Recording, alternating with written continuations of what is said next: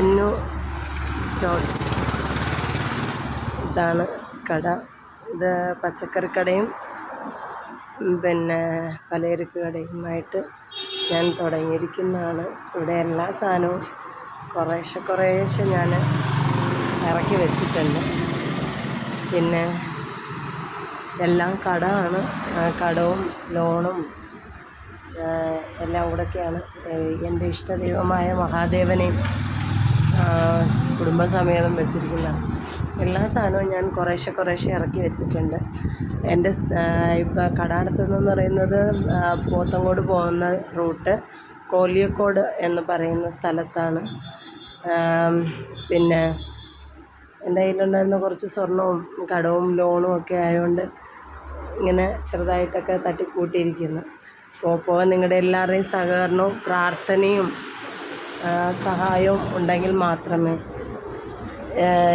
3 കുഞ്ഞുങ്ങളും എൻ്റെ വയസ്സായ അമ്മയും ഞാനും കഴിഞ്ഞു പോകാനൊക്കെ. അങ്ങനെ പറയുമ്പോൾ തന്നെ എൻ്റെ ഫ്രണ്ട്സുകൾക്ക് എല്ലാവർക്കും മനസ്സിലാവും.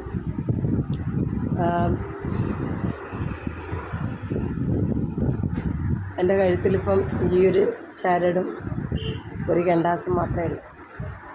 ഒന്നും തന്നെ ഇല്ല. കണ്ട മോതിരം എല്ലാം പോയി. അപ്പം വിചാരിക്കുന്ന എല്ലാം പണയപ്പെടുത്തിയതായിരിക്കുമെന്ന്. അതല്ല സംഭവം.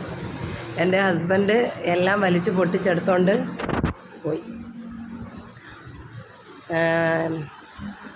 ഞാനിത് എങ്ങനെയെങ്കിലുമൊക്കെ ഇത്രത്തോളം ഒപ്പിച്ചു വച്ചിട്ടുണ്ട്. മക്കളെ വളർത്തണ്ടേ ഇത്ര നാളും. പിന്നെ പച്ചക്കറി